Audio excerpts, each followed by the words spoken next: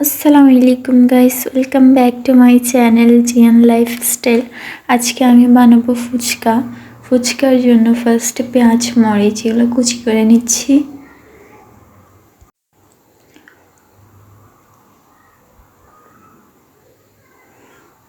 এখন তেঁতুলের টক বানাবো, সেই জন্য তেঁতুল নিয়ে নিয়েছি। এখানে একটু গরম পানি দিয়ে তেঁতুলটাকে ভিজিয়ে রাখবো, যাতে সহজে তেঁতুলের কাঠটা বের হয়ে আসে।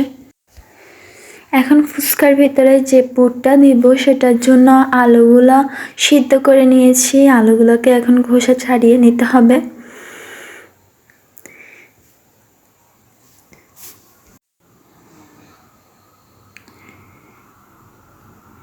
আলুর সাথে একটা ডিমও সিদ্ধ করে নিয়েছি।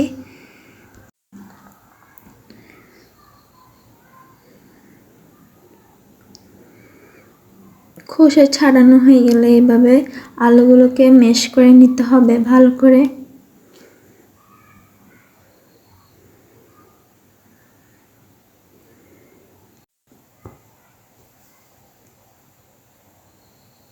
এখন এখানে লবণ দিয়ে দিচ্ছি স্বাদ মতো, আর মরিচ কুচি, পেঁয়াজ কুচি দিয়ে দিচ্ছি।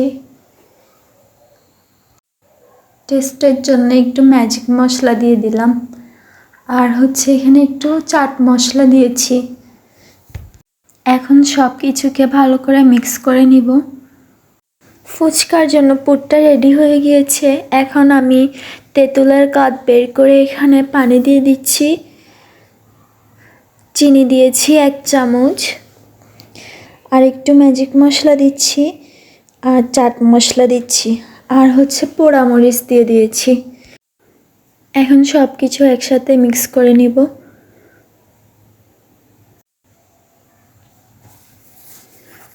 আর একটু লবণ দিয়ে দিছি, লবণে হয়নি তাই। এখন একটা প্যানে আমি তেল দিয়ে দিব। প্যানটা গরম হলে তেলটা গরম হয়ে গেলে আমি ফুচকাগুলো ভেজে নিব।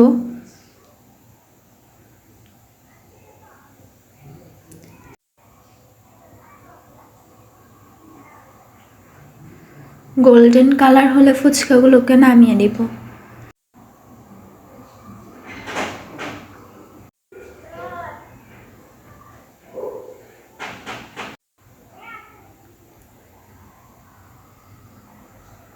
ফুচকা ভাজা শেষ। এখন আমি ফুচকাগুলোকে সুন্দর করে সাজিয়ে নিচ্ছি।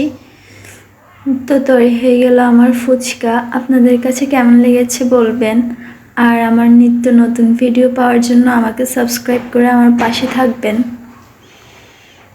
এখন ফুচকাগুলোর উপরে একটু ডিম দিয়ে দিয়েছি গ্রেট করে, আর সাথে টক দিয়ে দিয়েছি। কেমন হয়েছে জানাবেন। আল্লাহ হাফেজ।